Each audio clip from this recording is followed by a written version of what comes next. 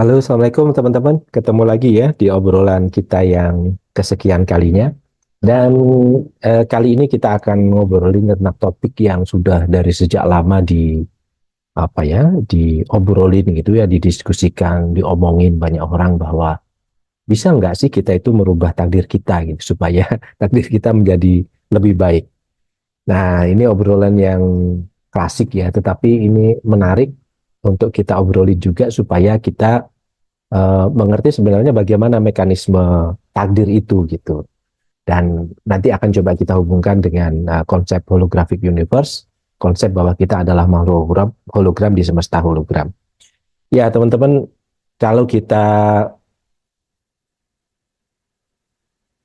uh,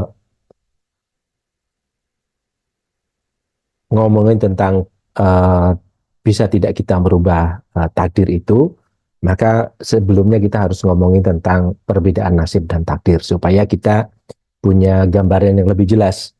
Jadi takdir itu adalah ukuran yang sudah ditetapkan oleh Allah ya untuk kita hambanya, dan sementara nasib adalah hasil yang diterima.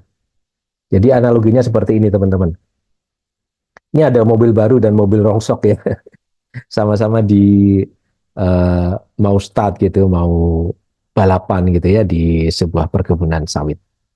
Yang mobil baru ini dia kapasitasnya dia bisa melaju dengan kecepatan 200 km per jam, dan yang mobil rongsok ini karena umur dan mesinnya, maka maksimal dia bisa melaju dengan kecepatan 70 km per jam. Nah, dari kapasitasnya inilah yang disebut sebagai takdir, takdir si mobil baru dan si mobil rongsok itu antara yang mobil baru 200, yang mobil rongsok 70 kan gitu kan. Nah, tetapi nasibnya bisa sampai di garis finish atau tidak itu tergantung dari supirnya gitu. Nah, si kapasitas 200 kalau ternyata sopirnya tidak lihai, ternyata nanti dia selip dan mobilnya terjungkal ya barangkali nggak akan sampai finish, sementara yang mobil rongsok yang 70 km per jam ini barangkali dengan kecepatan itu dia bisa saja selamat gitu kan dan menjadi pemenang di dalam race ini kan begitu. Nah, jadi teman-teman sekarang kita sudah punya standar yang jelas ya bahwa takdir itu adalah sesuatu yang sudah ditetapkan dan sementara hasil adalah nasib adalah hasil yang diterima. Nah, cuman masalahnya teman-teman, kita ini mengerti bahwa tidak ada satu makhluk pun, termasuk Nabi, itu yang mengetahui takdir. Jadi yang tahu takdir itu hanya Allah saja begitu. Nah, karena tidak ada satupun manusia yang tahu akan takdirnya, maka Nabi mewajibkan kita untuk berusaha. Nah, adanya usaha ini kemarin di video-video yang di awal sudah di algoritma rezeki sudah saya jelaskan bahwa justru karena ada usaha inilah semesta di dunia kita ini, maksud saya di bumi ini ada putaran energi, ada putaran ekonomi. Seandainya tidak ada orang yang berusaha, orang sudah tahu takdirnya masing-masing, barangkali itu justru tidak akan terjadi perputaran energi, perputaran ekonomi karena tidak akan ada orang berusaha. Jadi ini adalah mekanisme semesta yang sudah diatur dengan sempurna oleh Allah. Nah, jadi Nabi itu percaya bahwa kita semua punya ukuran, kita semua punya takaran. Tetapi itu tidak menjadikan beliau untuk tidak bekerja gitu kan. Beliau tetap bekerja, tetap berjuang, berusaha, dan tentu saja beliau berdoa. Nah, dari statement ini maka kita bisa mengerti bahwa berdoa ini barangkali salah satu eh, faktor yang bisa merubah nasib gitu kan selain berusaha. Nah, baik teman-teman, kita lanjutkan ya obrolan kita.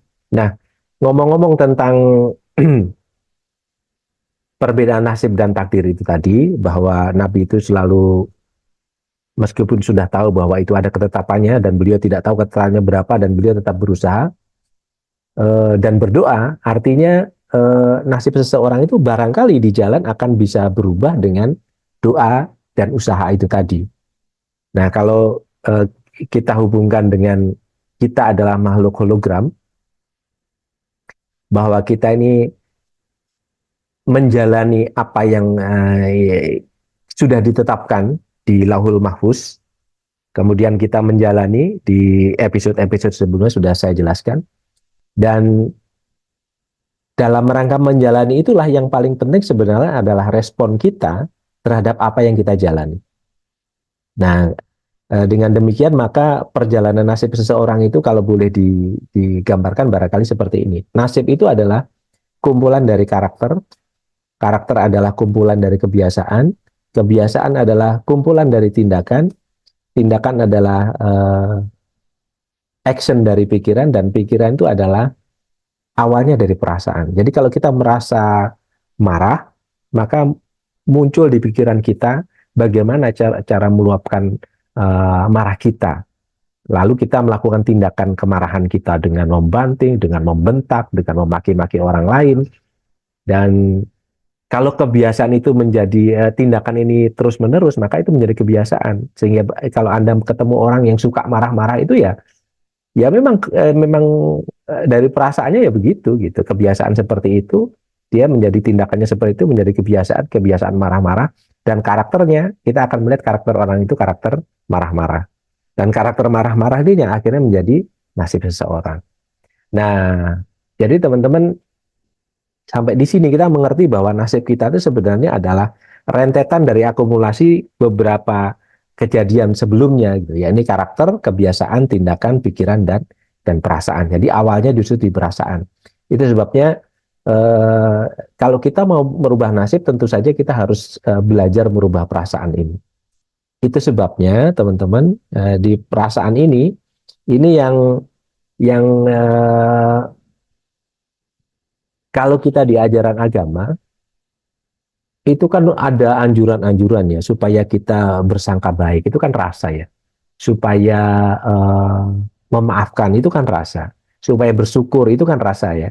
Nah, banyak sekali anjuran-anjuran agama itu yang menganjurkan kita untuk mengambil perasaan-perasaan positif itu dibandingkan eh, dengan kalau kita tidak mengikuti anjuran itu dan kita terperangkap di perasaan-perasaan negatif. Kenapa anjuran agama seperti itu? Ya, tentu ada ininya, ada tujuannya gitu kan. Nah, untuk sampai ke sana, sampai maka kita akan lihat penelitian ini. Teman-teman, ini juga sudah ada di episode sebelumnya. Jadi ada satu penelitian bahwa sebenarnya eh, kita itu menjalani apa yang kita kira adalah keputusan sadar kita itu sebenarnya adalah keputusan otak bawah sadar kita gitu. Jadi satu penelitian di Max Planck Institute di Jerman, ini Dr. John Dylan Haynes nih melakukan penelitian, ada orang dimasukkan di MRI, dikasih tombol kanan kiri gitu ya. Tombol kanan kiri, tangannya ada tombol kanan kiri, dan silahkan orang itu mau mencet kiri atau kanan secara simultan begitu. Dan setiap kali orang itu memencet kiri atau kanan, 6 detik sebelumnya, itu dokter John Dylan Haynes ini sudah tahu 6 detik sebelum orang itu memutuskan untuk memencet kiri, otaknya itu sudah bisa dideteksi bahwa dia akan memencet kiri. 6 detik sebelum dia memencet kanan, otaknya sudah di MRI sudah kelihatan bahwa oh ini dia akan memencet kanan gitu. Nah, kesimpulannya adalah sebenarnya keputusan yang kita kira adalah keputusan sadar kita itu adalah keputusan dari pikiran bawah sadar kita gitu. Dan kita ini sepertinya didrive oleh keputusan-keputusan itu yang tidak kita sadari. Sehingga eh, dari penelitian ini maka ini nyambung dengan konsep holographic universe bahwa kita adalah makhluk hologram di semesta hologram, bahwa kita ini sebenarnya cuman makhluk yang menerima sinyal dari plat holografik dan itu sampai di otak kita dalam penelitian John Dylan Haynes tadi itu, dan kita menjalani keputusan yang informasi yang disinarkan di kepala kita sebagai receiver gitu. Jadi otak kita sebagai receiver menerima sinyal itu dari lauh mahfuz, kemudian kita menjalani itu, dan itulah persepsi kita. Nah, jadi kalau kita hubungkan dengan uh, di materi-materi sebelumnya juga saya sudah pernah menyatakan bahwa kemampuan utama makhluk, terutama kita manusia, itu kan adalah kudrat, irodat, ilmu, hayat, sama basar kalam ya. Kemampuan utama itu adalah kuasa melakukan, kudrat, irodat itu berkehendak bebas, ilmu itu punya ilmu, memiliki pengetahuan, hayat itu hidup, sama itu melihat, basar sama itu mendengar, basar itu melihat, dan kalam itu kemampuan kita untuk berkomunikasi. Nah, ini adalah kemampuan dasar yang kita miliki. Dan yang paling lengkap menangkap kemampuan dasar ini adalah manusia. Nah, tapi sebenarnya ini itu awalnya dari Tuhan yang disebut sebagai ma'nawiyah di sebelah sini. Ada qadirun, muridun, hayun, ilmun, samiun, basirun, mutakalimun ada di sini. Artinya apa? Artinya sebenarnya semua sifat yang ada di sini atau semua kemampuan dasar yang ada di sini itu sebenarnya asalnya dari Tuhan di sini. Nah, ini menjadi terbatas karena keterbatasan fisik kita. Kita dibatasi oleh raga. Nah, makhluk yang lain juga menerima hal yang sama sebenarnya. Cuman yang mampu menangkap dalam jumlah besar itu adalah manusia. Sehingga manusia dikatakan sebagai makhluk yang paling sempurna. Nah, termasuk kejadian-kejadian yang kita alami dalam konsep holographic universe, bahwa kita adalah makhluk hologram yang hidup di semesta hologram, itu kita sebenarnya tinggal menerima sinyal-sinyal dari yang dikirimkan dari lauhul mahfuz itu atau the field yang diterima oleh otak kita dan kemudian dipersepsi oleh mata kita dan kita jalani sebagai kehidupan kita yang kita anggap sebagai kehidupan yang nyata. Nah, sehingga yang paling penting sebenarnya adalah bagaimana kita mempersepsi apa yang tengah kita jalani, karena itu yang sedang kita jalani kan begitu. Nah, itu sebabnya untuk karena sayangnya Tuhan pada makhluk ciptaannya itu, maka diturunkanlah manual book untuk manusia yang namanya kitab suci. Nah, kitab suci ini diajarkan oleh guru-guru. Guru-guru itu siapa? Guru-gurunya adalah para nabi. Apa sih yang dituliskan di manual book kehidupan itu? Sebenarnya cuma dua. Satu mengenal Tuhan, tauhid, dan yang kedua adalah how to respond, akhlak. How to respond terhadap apa? Terhadap kejadian-kejadian yang kita alami, yang kita persepsikan gitu. Karena sebelumnya sudah diterima 6 detik sebelumnya di otak, kemudian kita menjalaninya, kita kira itu adalah keputusan sadar kita, padahal itu adalah keputusan bawah sadar yang mendrive kita untuk itu. Nah, sehingga ketika kita menjalani itu, respon terhadap kejadian yang kita anggap nyata ini, itulah yang paling penting. Itu sebabnya how to respond ini yang diajarkan para nabi, yang bersyukur, bersabar, sangka baik, berdoa, berusaha, jangan memendam amarah misalnya kan, bisa menerima kesalahan, beristighfar dan lain sebagainya, itu tujuannya sebenarnya untuk merespon kejadian-kejadian yang sedang, telah dan akan kita jalani di kehidupan kita ini. Nah, sehingga kalau merujuk ke sini yang kita hubungkan dengan pertanyaan tadi, bisakah kita merubah takdir? Maka dalam konteks respon yang bisa merubah takdir itu atau merubah nasib itu, maka ada 3 setidaknya yang bisa kita ambil dari manual book itu. Yang pertama adalah berbuat baik. Di dalam hadis itu dikatakan bahwa kalau kita berbuat baik, perbuatan baik itu akan mengubah sesuatu yang buruk yang telah ditentukannya padamu. Jadi ketika ketentuan sudah ditetapkan di lahul mahfuz itu kan ketentuan semua sudah jadi, sudah selesai. Jadi kita menjalani itu gitu. Nah, ketika kita menjalani, harusnya kita harusnya kita mengalami kejadian buruk, kemudian kita berbuat baik. Nah, perbuatan baik itulah yang bisa bukan menghapus kejadian yang buruk, tetapi itu menjadi semacam opsi gitu ya. Kalau kita berbuat baik, maka opsinya langsung berubah. Yang asalnya jika kita lurus, maka kita akan menemukan malapetaka. Kemudian kita berbuat baik, tahu-tahu jalannya dibelokkan ke arah lain sehingga itu tidak menjadi malapetaka. Nah, barangkali analoginya seperti itu, teman-teman. Nah, kemudian yang kedua adalah bersedekah. Kalau berbuat baik tadi semua amal ibadah ya, amal ibadah yang berupa kebajikan itu adalah berbuat baik. Kemudian bersedekah. Bersedekah juga dikatakan sesungguhnya sedekah itu dapat memadam kemarahan Allah dan menolak ketentuan yang buruk. Dan yang ketiga berdoa. Jadi tiada yang bisa menolak takdir Allah kecuali doa. Nah, itu sebabnya Eh, kita akan menggunakan acuan 3 ini, karena acuan 3 ini yang ada di manual booknya. Nah, kalau kita hubungkan dengan nasib kita, maka saya akan bercerita. Bercerita sedikit tentang cerita umat Nabi Soleh, cerita di zaman Rasulullah, dan cerita umat Nabi Sulaiman. Yang cerita umat Nabi Saleh dan cerita di zaman Rasulullah ini kejadiannya mirip ya.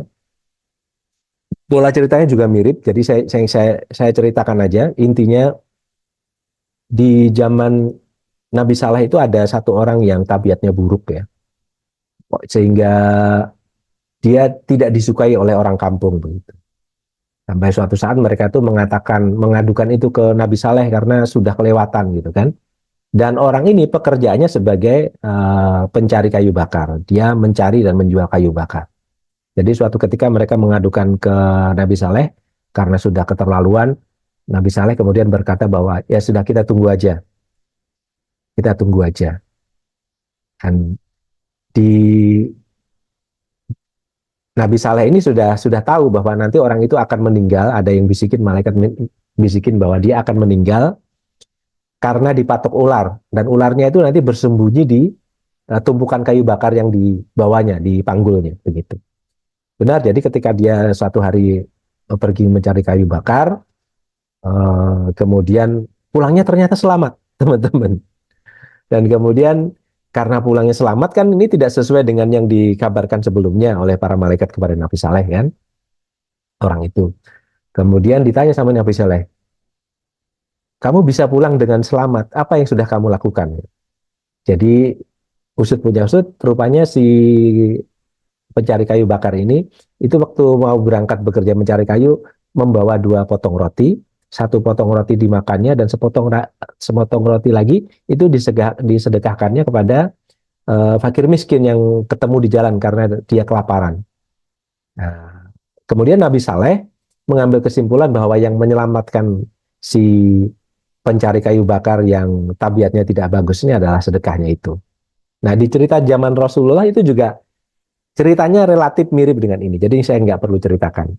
Nah, ini ada satu cerita lagi di cerita di umat Nabi Sulaiman. Ini ada satu keluarga yang di dekat rumahnya itu ada pohon. Dan di atas pohon itu ada sarang burung gitu ya. Ada sarang burung.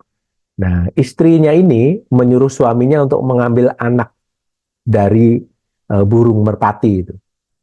Jadi anaknya sudah cukup besar, cuman belum bisa terbang. Nah, diambil untuk apa? Untuk disembelih dimakan. Akhirnya merpati ini lapor ke Nabi Sulaiman ya, anakku habis diambil oleh orang itu gitu. Nabi Sulaiman kemudian memanggil orang itu, kamu jangan lagi ambil anaknya merpati ini. Iya Nabi, iya ya Nabi Allah, aku akan tidak mengambil lagi. Tapi rupanya desakan istrinya setiap hari itu seperti itu, disuruh mengambil lagi. Jadi suaminya bilang bahwa aku sudah janji sama Nabi Sulaiman untuk tidak mengambil lagi. Emang Nabi Sulaiman mikirin kamu, dia mikirin kerajaannya aja sudah pusing, ngapain mikirin kamu? Karena didesak terus akhirnya diambil lagi. Ketika burung merpati itu beranak lagi, anaknya sudah mulai besar, tapi belum bisa terbang sempurna, diambil lagi untuk disembelih. Laporlah lagi burung merpati ke Nabi Sulaiman, dan karena sudah dua kali, Nabi Sulaiman marah dan memerintahkan jin untuk menjaga pohon itu. Pokoknya kalau dia naik, kamu apa? Angkat tangannya, angkat kakinya, lemparkan dia supaya dia jatuh. Seperti itu perintahnya. Dan benar, jin itu akhirnya berjaga di situ. Dan berapa bulan kemudian bertelur lagi merpatinya, beranak lagi. Kemudian anaknya sudah mulai besar, bulu-bulunya sudah mulai tumbuh, tapi belum sempurna bisa terbang, diambil lagi. Dan ketika diambil, itu selamat, selamat si orang ini. Nah, kemudian Nabi Sulaiman marah sama jinnya, loh kamu kok berkhianat? Kan sudah saya perintahkan bahwa kalau dia naik lagi untuk mengambil anaknya burung merpati ini, kamu lepaskan dia tangannya, lempar dia ke tanah. Jadi jinnya ini akhirnya ngomong bahwa nggak bisa ya Rasul, nggak bisa. Waktu kami mau menangkap tangannya, mau melemparkan dia, ada 2 orang malaikat. Yang satu menahan leher saya, menarik saya, melemparkan saya jauh sekali, dan satunya lagi juga seperti itu, melemparkan teman saya jauh sekali sampai akhirnya si orang itu selamat turun. Nah, kemudian ditanyalah apa sebenarnya yang terjadi sebelum dia naik. Nah, ternyata teman-teman, sebelum dia naik ada pengemis yang mengetuk rumah orang itu, dan dia dari atas pohon meminta supaya istrinya itu ini apa, berikan apa yang ada di rumah, kasihan dia. Jadi sampai akhirnya sama istrinya dikasih lah sesuatu pengemis itu. Nah, jadi teman-teman, dari dua cerita ini kita mengerti bahwa ternyata sedekah itu eh, mampu membuat sesuatu yang tadinya itu harusnya takdirnya itu takdir yang buruk menjadi tidak terjadi. Jadi kalau dibikin rumus, kira-kira rumusnya karena maka itu maksud saya begini. Karena sedekah, maka tidak jadi dipatok ular. Yang cerita umat Nabi Saleh tadi ya, dan umat di zaman Rasul juga ada orang seperti itu. Karena dia bersedekah, maka dia tidak jadi dipatok ular. Dan yang dicerita umatnya Nabi Saleh, karena dia bersedekah, maka dia tidak jadi dilempar sama jin itu ke tanah, kan begitu. Nah, kalau dalam konteks hidup kita sekarang, maka rumus karena maka ini kalau kita gambarkan barangkali seperti ini, teman-teman. Jadi harusnya dia ini adalah eh, mati gitu ya, mati dipatok ular. Tapi karena kalau dia tidak sedekah, maksud saya, dia dipatok ular dan akan mati. Maaf terbalik teman-teman ya. Namun karena dia bersedekah, maka tidak dipatok ular dan dia hidupkan begitu teman-teman. Jadi rumus karena maka. Karena bersedekah, tidak jadi dipatok ular, maka hidup. Nah, ini karena mereka tidak tahu ilmunya. Dan kita belajar dari cerita itu bahwa mereka itu selamat karena, kan begitu. Nah, sekarang kalau di zaman kita, maka rumusnya kita rubah menjadi jika dan maka. Maka kalau kita ini, katakanlah kita sedang berjalan dalam kehidupan kita, dan kita menghadapi dua simpangan, dan sekarang kita sudah tahu ilmunya bahwa ternyata berbuat baik, bersedekah, dan berdoa itu bisa merubah nasib yang akan kita terima, maka yang opsi pertama adalah kalau kita tidak berbuat baik, tidak bersedekah, dan tidak berdoa, maka yang terjadi adalah kesialan yang akan menimpa. Dan kesialan itu akan menimbulkan kesengsaraan. Dan opsi yang kedua, jika kita berbuat baik, bersedekah, dan berdoa, maka yang akan datang pada kita adalah keberuntungan, dan kita akan hidup sejahtera. Nah, jadi teman-teman, dari sini, maka barangkali kalau boleh saya simpulkan, kalau kita hubungkan dengan konsep holographic universe, kita hubungkan bahwa kita ini adalah hologram di semesta hologram, sebenarnya kita tidak bisa merubah takdir. Kita hanya memilih opsi yang sudah ada dan menjadi nasib kita. Dan opsi-opsi itu sebenarnya kita hadapi di kehidupan kita sehari-hari. Pada saat kita di eh, menghadapi sebuah masalah, maka kita punya dua pilihan. Apakah kita akan menyikapinya dengan marah atau menyikapinya dengan sifat yang berbeda? Apakah kita akan langsung reaktif atau kita menyikapinya dengan mengambil jeda sejenak, memikirkan secara baik-baik, dan kemudian mengambil keputusan yang lebih lebih baik. Karena faktanya ternyata tadi, kalau kita berbuat baik, kita bersedekah dan berdoa, itu justru bisa menolak hal-hal buruk yang barangkali akan terjadi di depan kita. Nah, kita juga tidak tahu kadang di depan dalam hidup kita ini, masalah yang dihadirkan di hidup kita ini itu adalah bagian dari ujian barangkali yang sudah di-setting di sana di Lauh Mahfuz, dan harus kita hadapi untuk kita bisa tidak kita menjalankan apa yang sudah diajarkan oleh para nabi melalui manual book itu, melalui kitab suci kita. Dan selalu saja kita akan dihadapkan hal-hal seperti ini.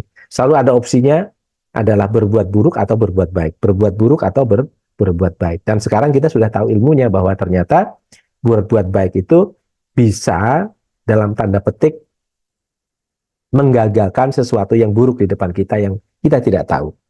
Nah, jalan masuk pada opsi keberuntungan atau hal-hal baik itu adalah dengan berbuat baik, bersedekah, dan berdoa.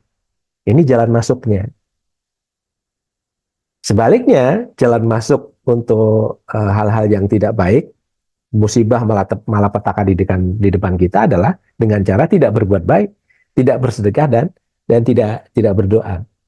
Sehingga bisa dikatakan bahwa bagaimanapun takdir itu tidak diketahui oleh makhluk. Kita juga tidak tahu.